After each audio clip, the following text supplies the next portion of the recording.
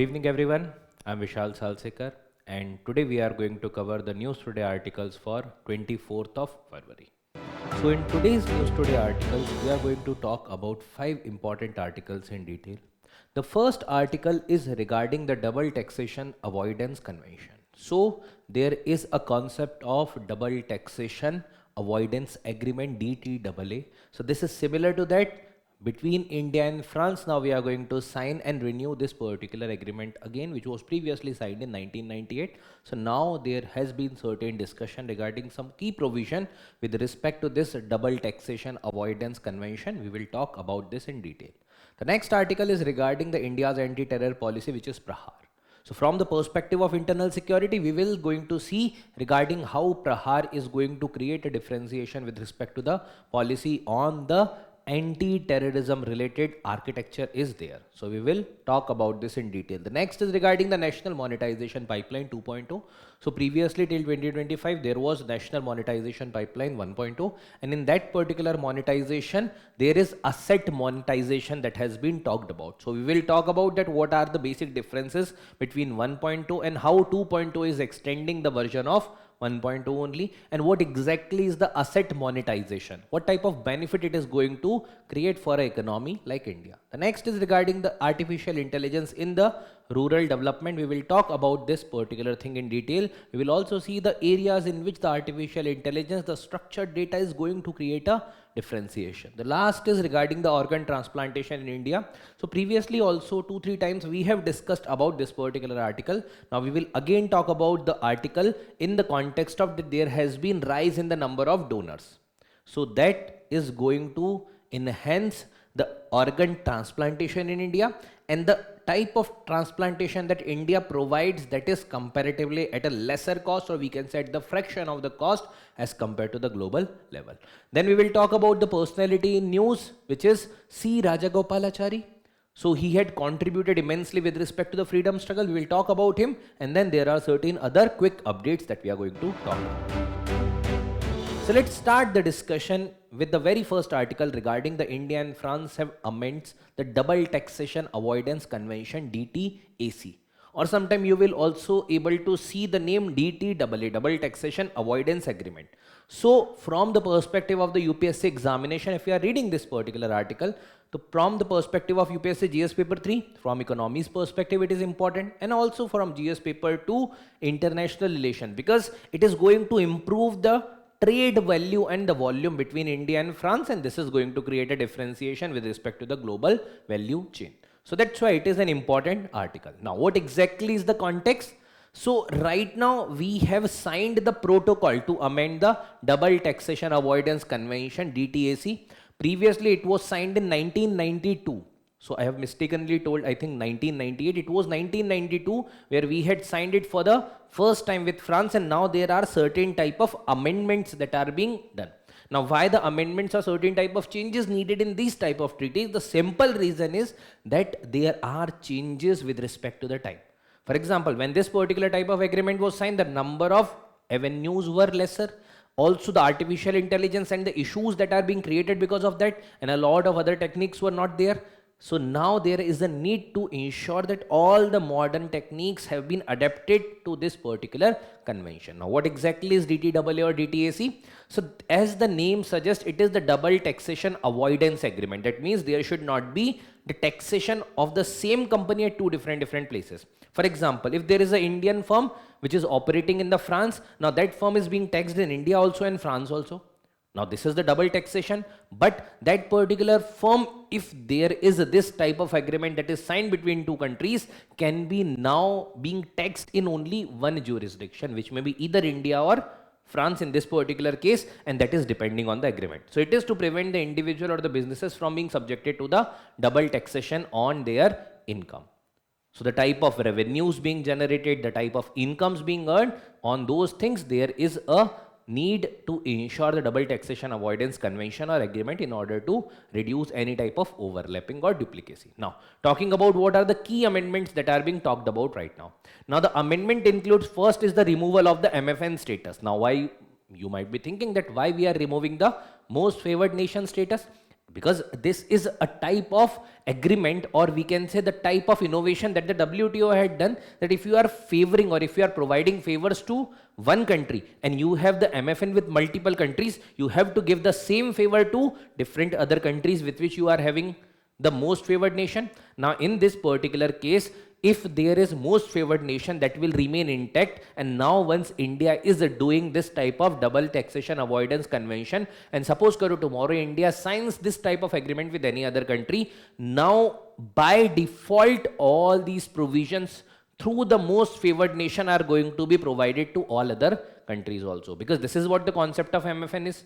And that's why, in order to prevent any type of confusion that what is going to be the changes if this particular convention is signed, and suppose tomorrow India signs convention with any other country, so there should not be any type of confusion or ambiguity because of that. And that's why the MFN status has been dropped now. And that does not mean that we are not providing the favors. We are now going to ensure the governance by this particular double taxation avoidance agreement with respect to the prevention of any type of double taxation. Next is the incorporation of the BEPS provisions, and BEPS multilateral instrument, which is through the G20 and the OECD framework, has been adopted.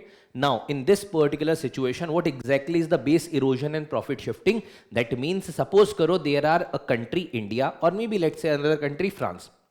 Now what France might do, France might not directly invest in India. What they will do, they will shift their corporations to a country, maybe a island country where there is very lack of regulation with respect to the financial operations. Now from that particular corporation established in that islands, generally you might have heard of the Cayman Island in this particular regard. Now what they are going to do means you are shifting the profits to some other destination. And that's why this type of BEPS provision through the multilateral instruments are being now taken whenever the treaties are being signed. And that's why this avoids to sign it with different countries. Means now you need not to sign this BEPS provision, and if there are any type of changes in future, you need not to get it ratified from different countries.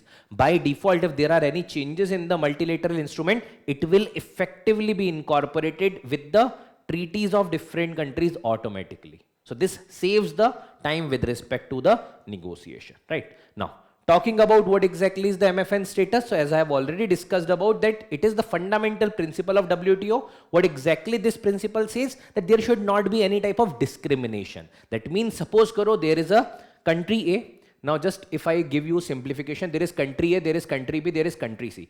Now country A says that yes, and all of them have the MFN between each other. They have given the MFN status to each other. Now suppose karo A says ki to B that on your product I'll apply only 5% tariff. But then A say to C that yes, you are my closer friend and that's why on you I'll apply roughly 2%. So if A is applying 2% on C, by default that particular rate will also be transferred to B. So there cannot be any discrimination in this particular regard. This is what is being done through the most favored nation, that a favor is being provided to one country has to be provided to all the other MFN countries. But there are certain exceptions, like the free trade agreements are exception to that.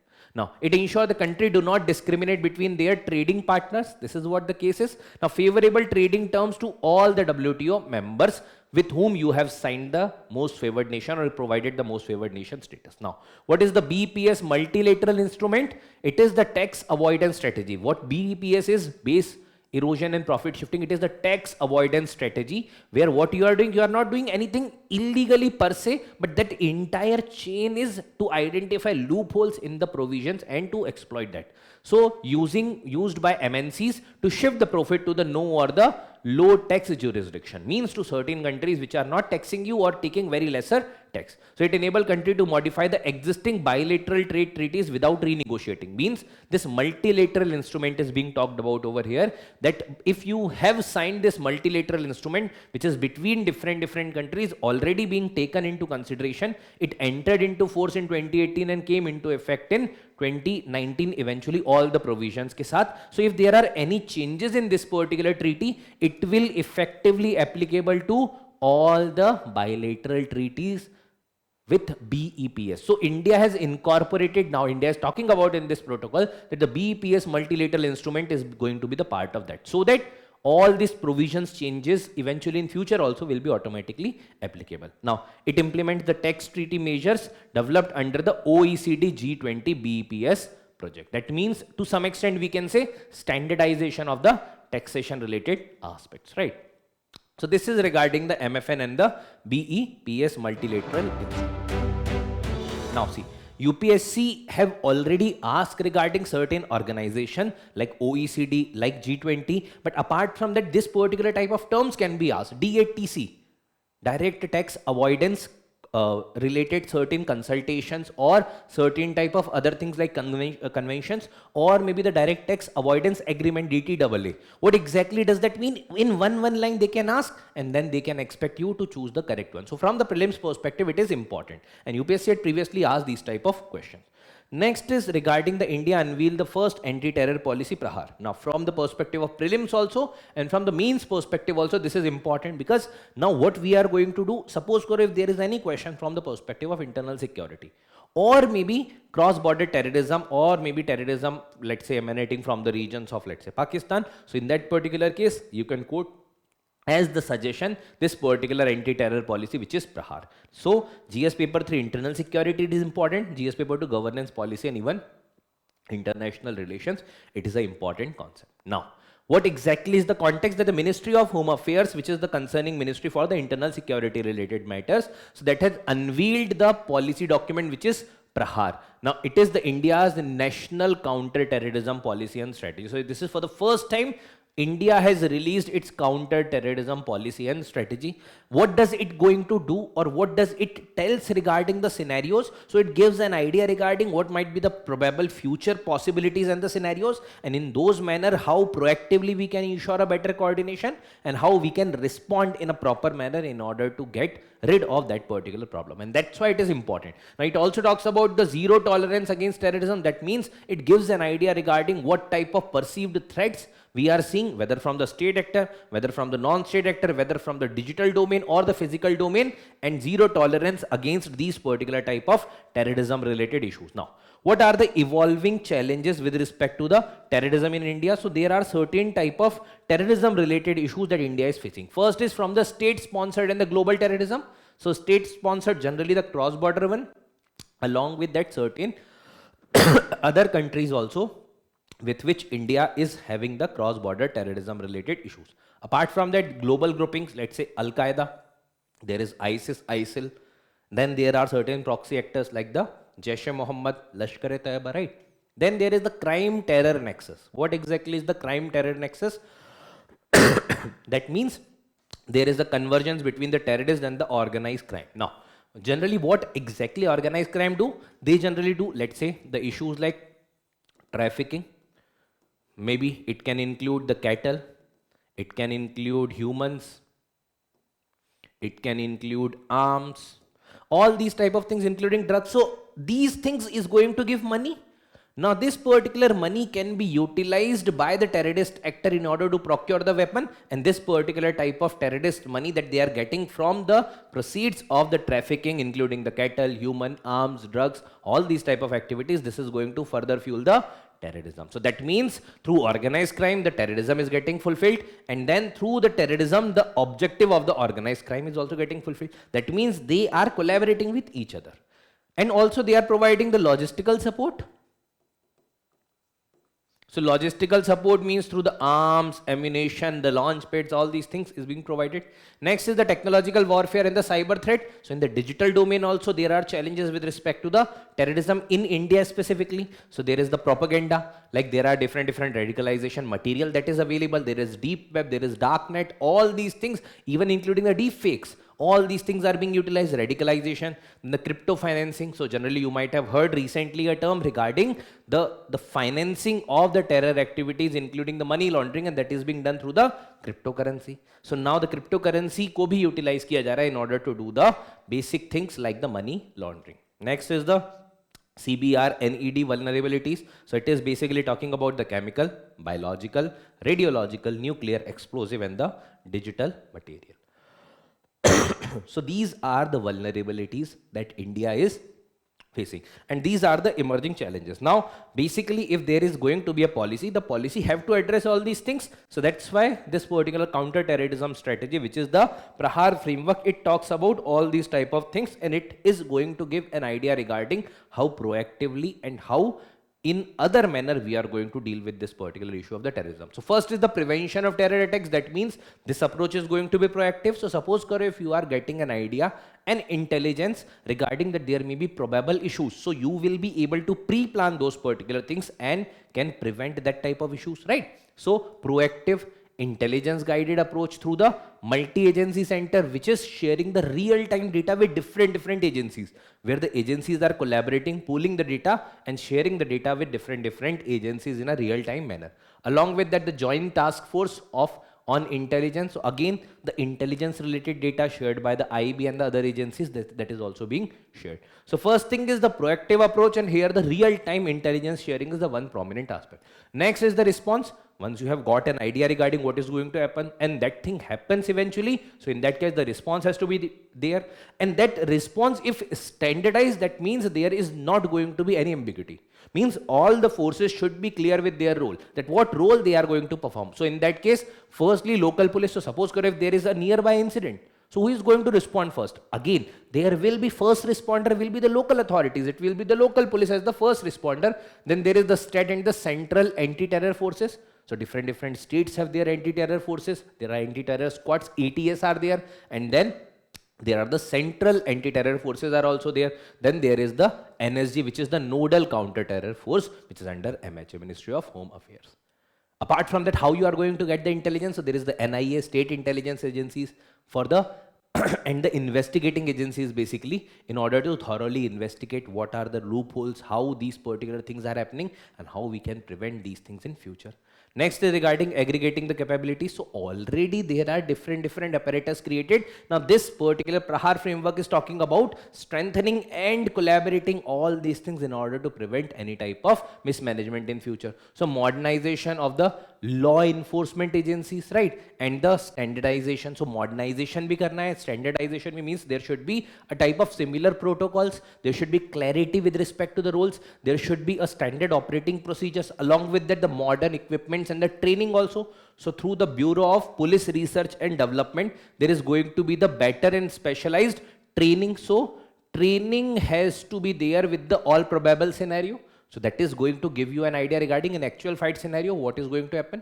Then human rights and the rule of law based process. So aisa nahi hai ki it is going to be an all out strategy against all those who might be probable ones, but then there might be a chance that other people who might not be involved, but then being portrayed as the perpetrator should not get subdued in the entire process. That's why the human rights and the rule of law based process has also been incorporated. That means there will be an avenue for appeal also. There will be a consideration for the human rights also, right? So those things are being there.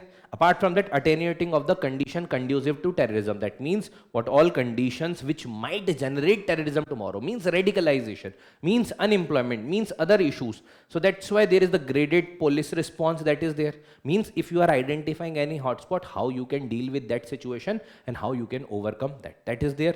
Apart from that, vulnerable youth, and then engaging economies through the community leaders. And apart from that, there are other stakeholders which can be involved, taken into consideration in order to prevent this type of issues. So this is going to be a holistic framework with respect to the counter terrorism. Next is talking about the aligning and the shaping international efforts. So there are already certain established protocol, because this is India's framework. This PRAHAAR framework is for India. So that means at the international level also we do need to collaborate with different countries, because sometimes what happens that there is the cross-border terrorism. Those terrorists enters and then again they get shelter in the country with which we might also be having sometime to some extent good relation. So that's why we can ask for the extradition. So there is a need for the mutually legal assistance treaty, MLATs, which is going to ensure the repatriation of that individual who is perpetrator to the country where he or she had committed the crime. Apart from that, the extradition treaties, even denying the safe havens and restricting terror funding. That means even if a country from which and the authorities are not aware regarding that whether the activities are occurring from their region. But if there is any type of incidents like this, so in that case there should be a proper support from those countries. There should be MLATs, there should be extradition treaties. Then also that country should not provide any type of safe havens like the Pakistan and the certain other countries are providing to certain terror actors, right? So there should not be this type of safe havens that should be provided. Lastly, regarding the recovery and resilience through a whole of the society approach, means ensuring the public private partnership, rapid recovery post incident. So ऐसा नहीं होना चाहिए कि there should be complete radicalization after that. So there should be a graded approach. Apart from that, even the community efforts in order to ensure the harmony in the society. So this is talking about a comprehensive approach. Now how you can utilize this in the mains examination specifically. So when you are going to give an idea regarding what the country is doing with respect to the anti-terror activities, you can talk about the enforcement agencies, you can talk about investigating agencies, you can talk about the border framework, but then the PRAHAAR framework through which a comprehensive approach is being adopted. It is including the force, it is including with rehabilitation, it is also talking about the human rights framework, along with that even taking into consideration the new domains of the terror. Right. The next is regarding the Union Finance Minister launched the National Monetization Pipeline 2.0, NMP 2.0. Again, when it is the asset monetization, that means we are taking money from the assets which are either not delivering the dividends or maybe can be sold. So through those particular assets, by selling those particular assets, we can monetize and we can have the money. So economy perspective, governance perspective, it is important article. Now what exactly is the context? So there has been the second phase. There was 1.0 which was there previously, ठीक है, 23 से 25 के around था, and then there has been incorporation of the 2.0 which is from 2025 to 30. So 22 financial year 22 से लेकर 25 तक it was the 1.0, and then there is incorporation of 25 to 30 2.0. Now that is not that important, but just have an idea regarding that this is the 5-year plan that we are going to talk about with respect to asset monetization. Now asset monetization, what exactly is it? So as I have talked about it, leveraging the existing or underutilized infrastructure asset to generate revenue without any additional fiscal pressure. Means for that you should not be investing. You are going to disinvest. Means you are either utilizing it by selling or doing certain things through which you are getting money. So without any additional fiscal pressure. Now 1.0 mein what happened exactly? So there was estimated aggregate asset monetization target was kept at 6 lakh for 2022 to 2025 tak, and roughly 90% of the target has been achieved. That means this asset monetization is giving dividend. So for example, what you can do? There is a government building. In that particular government building, there is no such operations going on. What you can do? You can lease that particular building to a private operator. Now what is going to happen? You will be going to get the lease money or the rent out of that. That particular individual or the corporation is going to do the maintenance also. So that building will be maintained. You are getting the revenue and it is not adding any type of additional fiscal pressure on you. So this type of things may be considered under the part of the asset monetization. Now the sectors that are incorporated, highways hai, railways hai, power, petroleum, natural gas pipelines, all these things can become part of this. Now talking about what are the key highlights of the NMP 2.0, what exactly we are talking about in the NMP 2.0. So the themes of 1.0 has been carried forward. Again, the infrastructure, highways, power, energy, all these things are part of 2.0. That means basically those particular core areas which are again the focus of the NMP 2.0. Now it offers the medium term roadmap for the asset owner. So it gives an idea regarding what is going to happen exactly, what is going to be the roadmap, how the step-by-step manner mein there can be the utilization of the asset, along with that visibility on the potential assets to the private sector. So it will also provide a visibility wala aspect also. Then aggregate monetization potential. So what type of, previously it was roughly 6 lakh crore, right? So roughly 6 lakh crore tha. Now it is being capped at roughly 16.7 lakh crore, including the private sector investment of roughly 5.8 lakh crore. What are the sectors? Roughly 12 sectors. It includes the highways, including different type of MMLP projects, including the ropeways. Then there is power. Then there is railways, there is ports, there is petroleum and natural gas. So the themes are roughly similar, right? Then the proceeds, where the proceeds means the money which is coming from there is going to go where? ऐसा तो नहीं है कि government will spend it as मतलब in any manner. So there is going to be the utilization of proceeds. So the proceeds, the majority part will go to the Consolidated Fund of India, and in order to draw the money out of that, you will need the money bill, right? Like the budget you are doing on the every year basis. Then it is the direct investment in the private, PSU, port authority, state consolidation rated fund. So in these manners, you are going to provide the money to those areas like mentioned. Now, what is going to be the guiding principle for considering asset for monetization? So there is a division of the assets generally in the core and non-core. Core means which is giving basically the assets जो 1.0 में थे, similar core assets which are the central for the service objective of government. And non-core means where the basically non-core भी use हो सकता है. ऐसा नहीं है कि it's only talking about the core one, but non-core only where that there is no further development of these particular. अगर non-core assets को use किया जाएगा, that means there is going to be the further development, right? Then only the non-core assets are going to be part of that. So where the project envisages the further development on these particular assets, then only the non-core assets will be part of that. Otherwise, non-core assets are not going to be part of this type of asset monetization. Now, models that are being used, design, which include construction, development, then building the entire architecture, right? Then the financing means the money, equities, share, all these things will be arranged by the private one, then operating, and then eventually transferring it after the due period to the government. Now, what exactly is the overview of the approach NMP 2.0? So first there is identification of the assets. So first you are going to identify the assets and you are distributing and dividing it into the different classes. जहाँ पे ministries, department, PSU, because a asset can belong to different department, different ministries. That's why there has to be the classification. Then determination of the suitable monetization mode. So how that particular monetization has to be done, whether it is to be sold or whether it is to be rented or leased or whatever has to be done based upon the flexibility of the execution.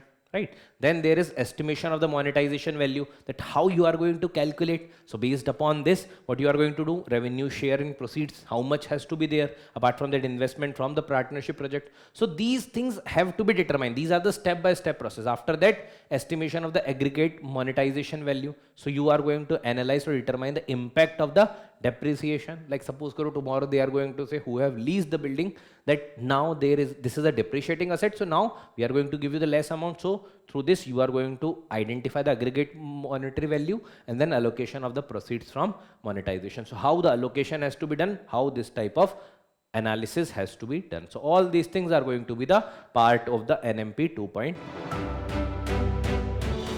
The next article is regarding the artificial intelligence, which is emerging as a foundational driver of the inclusive rural development. Now, when we are talking about artificial intelligence, already multiple times we have discussed about a lot of articles of the AI, right? Now, why we are discussing a lot? Because the probability is high that UPSC can ask the question, but in which area, that is to be the UPSC only, and that's why we have to have an idea regarding in what different domains, how AI is impacting. So, in the case of the rural development, in order to make it further inclusive, the AI is playing a very important role. So, GS paper 3, science and technology, GS paper 2, governance and social justice, where the artificial intelligence is playing an important role. Now, what exactly is the context? So, India there is a dual framework on the AI, which is combining what? The national strategy for the inclusive growth means to ensure that the growth should reach to the least strata or the last strata of the society, and with the robust governance architecture, which is probably suitable for the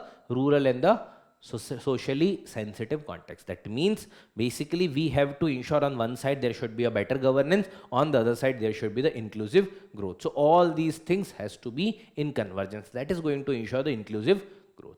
Now, what is the AI in the AI ka role in the inclusive development and how AI is going to play an important role for the inclusive development? First is detecting the underserved villages. So there are a lot of schemes of the government which talks about, let's say, health, talks about education, talks about the social deprivation, all these things ka data if we are going to take, and through the analysis, through the artificial intelligence, if we are going to get an idea regarding this, can't we make a proper idea regarding where we have to focus more? And that's why there are a lot of missions like the Mission Antyodaya, through which we can get the data regarding health, regarding education, regarding poverty level, and then you can detect the underserved or the unserved villages. Next is the predictive future planning. Now, suppose tomorrow you have to ensure that how the growth, economic, political, social has to be provided more. Now, in that particular case, how much development has reached to different places. Maybe the infrastructure development, maybe with respect to employment, maybe with respect to any other type of thing, maybe irrigation, right? So in that case, development need to be based on the population growth, economic activity. All these things have to be taken into consideration. Next is fulfilling the infrastructure need, whether roads are available, whether the sewerage is available, whether there is infrastructure needed for agriculture that is available. So all these things regarding the rural area, because right now we are concerned about the rural areas. So there is the Pradhan Mantri Gram Sadak Yojana, which is talking about the making the pakka roads in the villages, right? So that's why infrastructure needs. So if through the data aggregation, data analysis, if we are getting to know that there is development on this particular front, so we can get the data regarding this and we can work upon that. Now, next is the key initiative for promoting the AI for the inclusive rural development. So how we are doing multiple initiative, how we are taking certain initiative which is promoting the AI for the inclusive rural development. Now, what are the things that are being done? First is the decentralized rural e-governance. That means what we are doing, we are ensuring that there should be decentralized level of governance. Means whether it is the Sabha SAR. Sabha means assembly, SAR means the summary. So it is generating the minutes of meeting of the panchayat and the assembly meeting. So जो meetings हो रही हैं ग्राम सभा पंचायत का meeting, those meetings का summary, so that it should reach to the larger section of society that what these bodies are actually doing. Digital platforms like e-Gram Swaraj, which is improving the rural governance, then Gram Manchitra, which is talking about the GIS based mapping, geo-tagging of the project, right? So it is ensuring the decentralized rural e-governance. Next is infrastructure monitoring. That means once you have created certain assets or infrastructure, now whether that infrastructure is sustaining, whether there should be any type of corruption or any other scenarios that may be probable. So Bhu Prahari means the Prahari or means a guard for that particular land. So platform for monitoring the assets, that if there is any asset created, whether that asset is sustaining or they're getting deteriorated. Then digital Shram Setu mission, right, which is for the informal sector, again one such issue which is concerning with the rural regions, right. Then with respect to the sectoral analysis like agriculture and food security, so there are certain initiatives like the Kisan e-Mitra, like providing the AI based suggestion and data to the farmers in order to ensure the better crop management. The national pest surveillance system, that the incidence of pest and the better management for the pest. Then the crop health monitoring, again based upon different vitals, it can be maintained.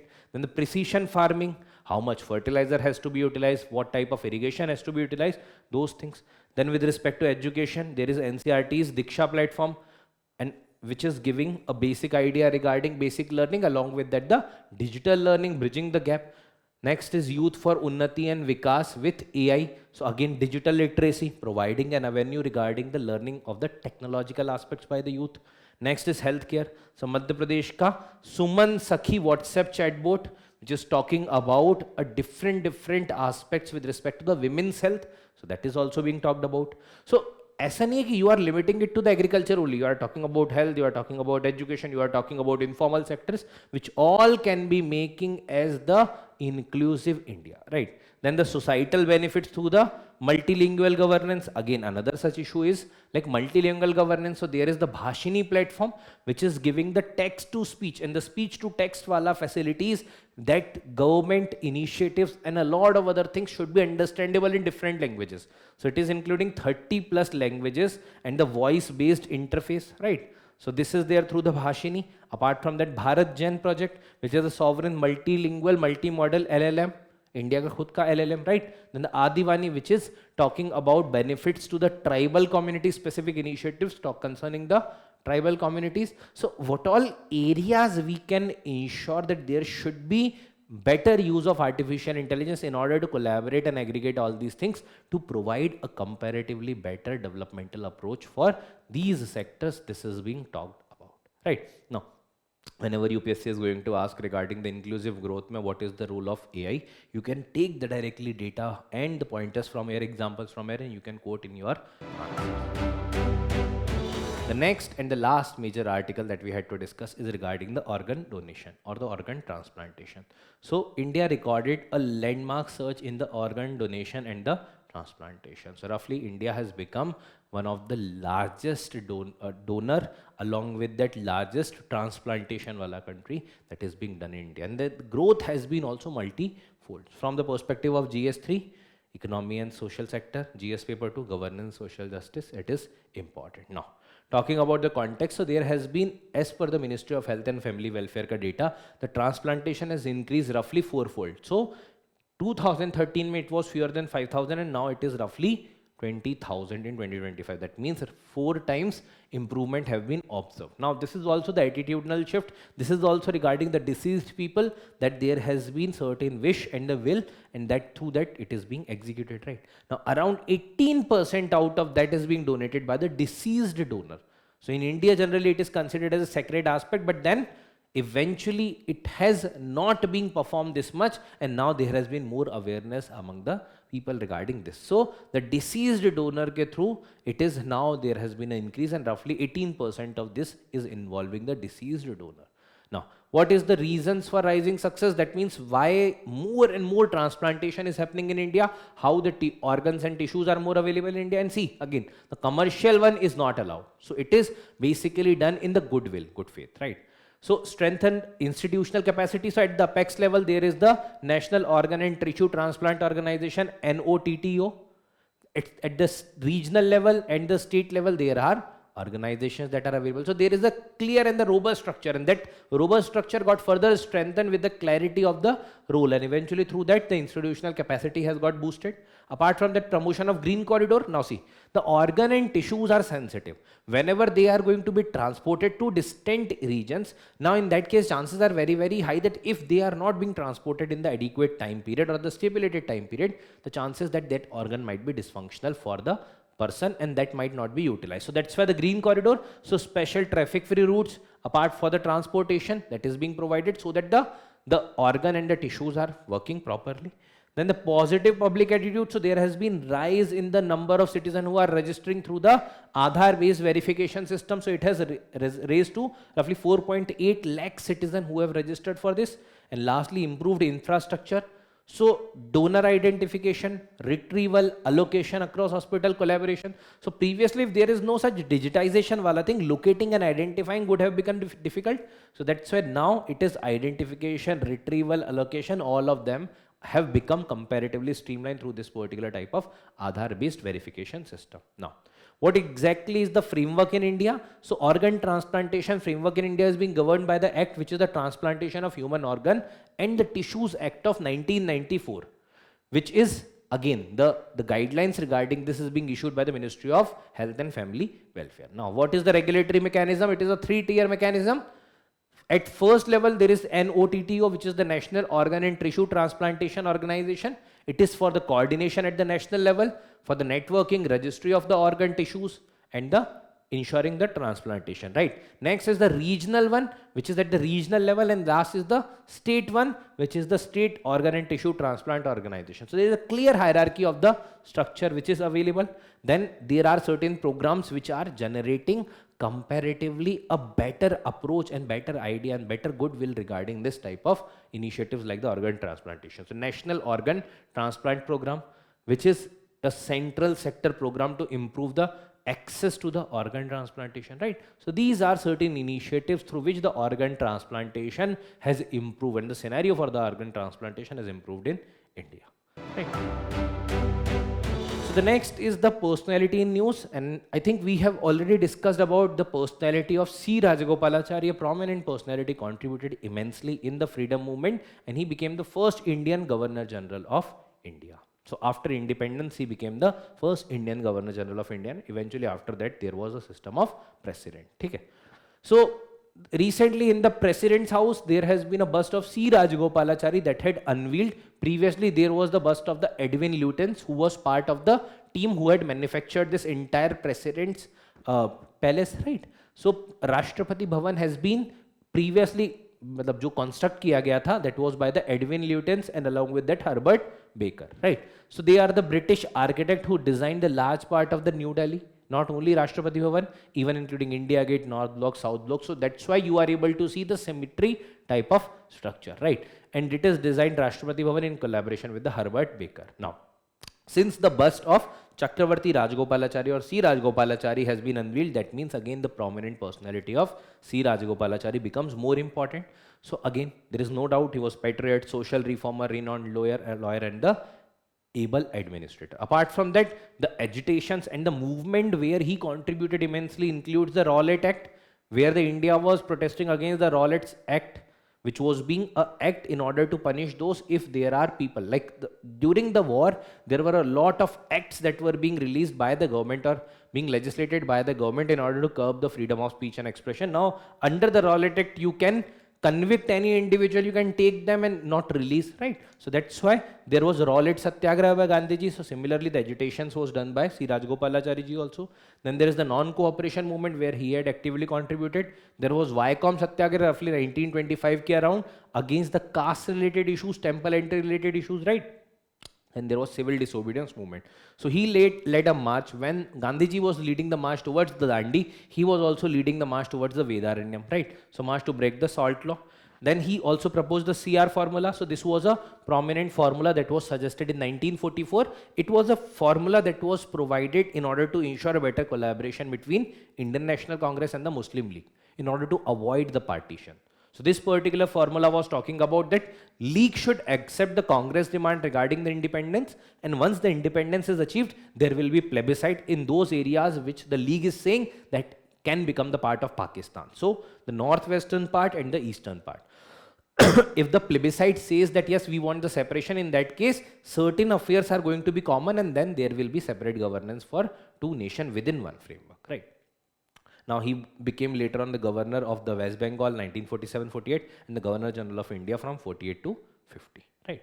So this is very important personality. Now next is the quick update. So let's have the discussion regarding quick updates. First is regarding the principle of the just desert. Now Supreme Court recently highlighted two different courts that there should be the adherence of the principle of the just desert, that is the primary responsibility of the court. Now what exactly is the principle of just desert? Simply try to understand that this is the policy or this is a principle which says that if there is a type of crime that is being committed by an individual, the punishment should also be the similar type nature. Matlab the punishment should be in proportion. ऐसा नहीं you are treating one who is doing a type of, let's say, theft of, or a person who is doing a robbery and a person who is doing a murder. So there should be differential treatment based upon the type of crime that they have committed. So idea of proportionality in the punishment, asserting that individual should receive the consequences commensurate within the crimes committed. मतलब जितना crime commit किया उसके accordingly there should be punishment. So this is based upon a principle which is known as retribution. Means yes, you can say that it is the revenge type ka attitude, but yes, this is also important in order to create some type of deterrence. So primary philosophical foundation is regarding the retribution. Now offenders morally deserve the punishment for the wrongful things. Yes, that's why this type of punishment is being provided. Now response to the perceived leniency in the judicial system, advocating for the standardized penalties and the accountability. So it should not be like that you are giving excess punishment for the smaller crime and smaller punishment for the greater type of crimes, right? Next is regarding the overseas citizen of India. So till 2015, they were operating separately, like the PIOs were there, person of Indian origin and the overseas citizen of India, and after 2015, they were merged, right? So Supreme Court recently dismisses the OCI request for the State Bar Council membership, and that's why this gives you also an idea that it is not a dual citizenship as there in United States, where simultaneously you can become the member of two nation states. So in that case, what it is talking about, that it is giving you certain limited right if you derive your origin from India, if you fulfill the criteria which are mentioned in the Citizenship Act of 1955. Now it is implemented from where? Roughly 2005 se by amending the Citizenship Amendment Act. So aisa nahi tha, in the constitution there were certain provision, it was later on added, and it should not be considered as a dual citizenship. Now what are the benefits? So since they are the people who are deriving their origin from India or fulfilling certain conditions that they belong to India or their ancestors may belong to India. That's why if they are possessing the OCI card, so in that case, lifelong multiple entry, multiple visits, long-term visas they can get. They can get equality or equal parity with NRI on certain economic matter, financial matter, but not exactly all the things. Even political representation may do not have any type of representation. Prior special permission is required for certain activities like the research. Land and agricultural land possession they can't do, right? So that's why there is a differentiation of what is the criteria. So all person of Indian origin who were the part of India, who were citizens of India on 26 January 1950 or thereafter are eligible. Apart from that, 15th of August 1947 ke baad, whatever territories became part of India, those are also eligible. But then it is also making some people ineligible, which is Pakistan, Bangladesh or any such country which the government defines later on, they are not eligible for PIU. Otherwise, the entire Pakistan and Bangladesh can claim for OCI, right? Eligible to become the citizen of India on 26 January 1950. This is also one such criteria. So these people can be considered as OCI if they are possessing the OCI card.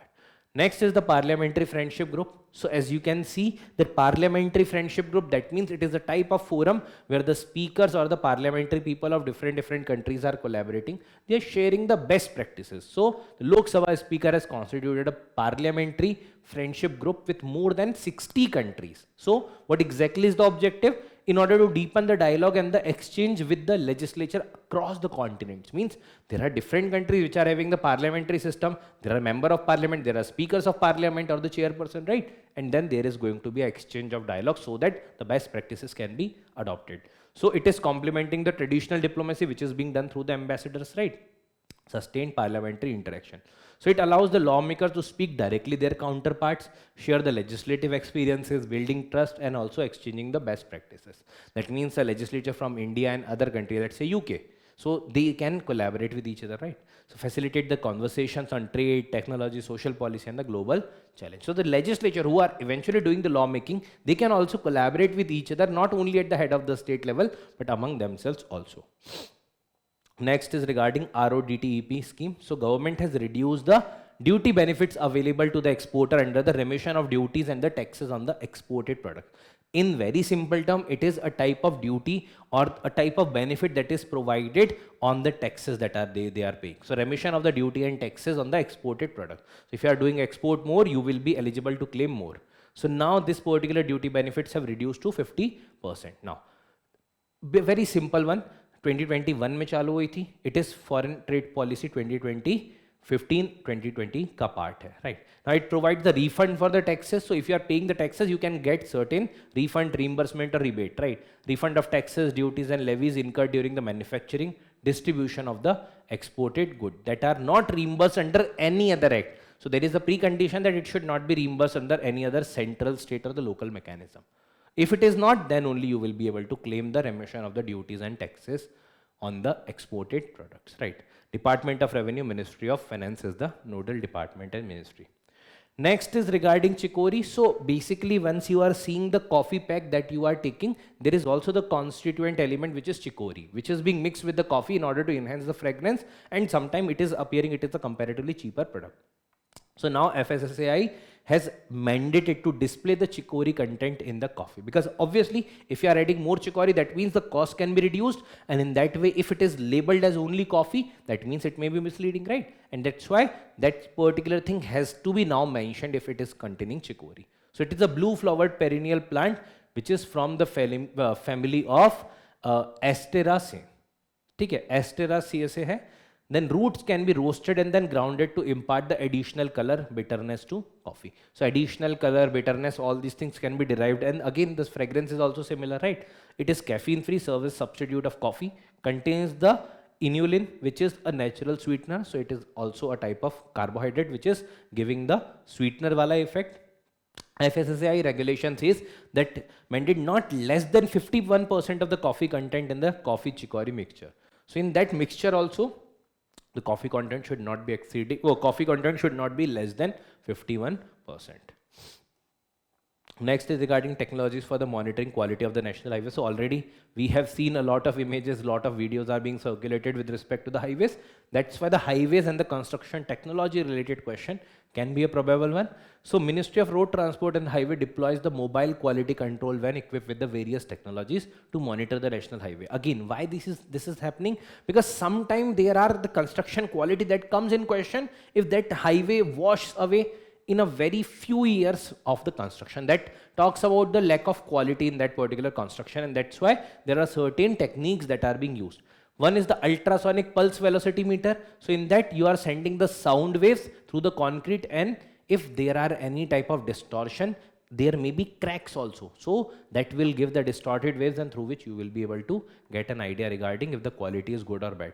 Asphalt density gauge, so that asphalt material which is used as a binding material for the roads, so this is also being tested at the site. So which is, because if the quality is poor, that is going to give lesser longevity to the road, right? Then the lightweight deflectometer, so it is also giving an idea regarding the density of the compacted soil and the granular subbase. So over that particular asphalt base, you are seeing some subbase.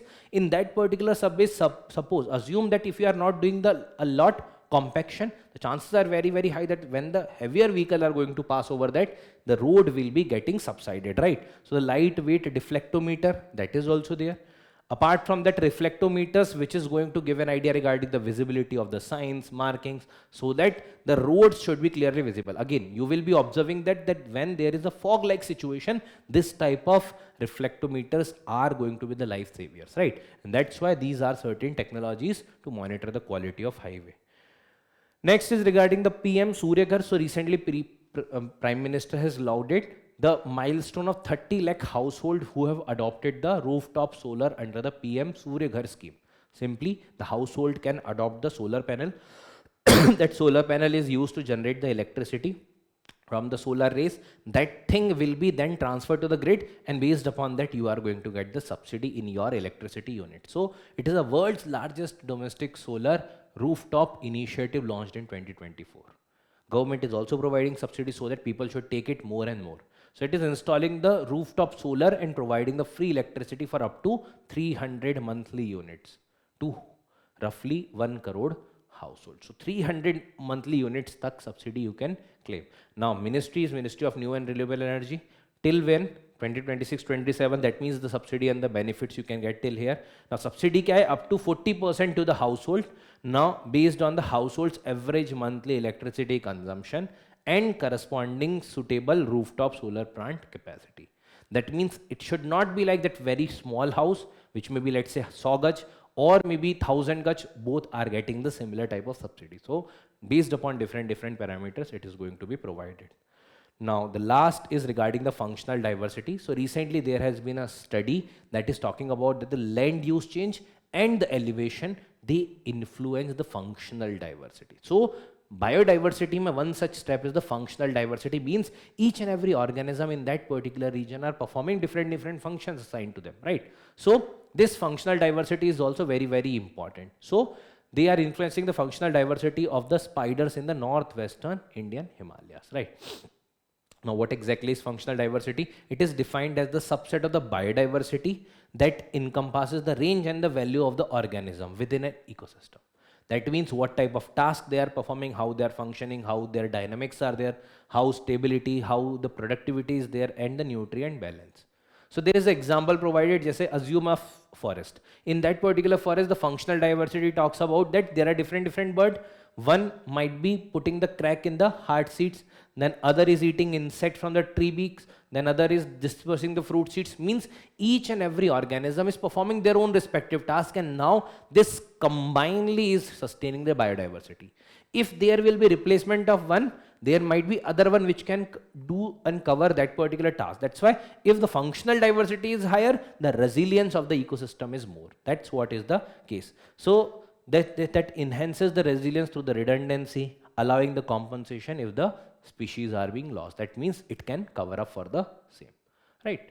So with this, we have completed the News Today articles discussion for the 24th of Feb. I hope that whatever we have discussed is clear to you. Now there must be certain questions. Try to solve them, and we'll meet again in another set of discussion. Thank you everyone. Have a great day.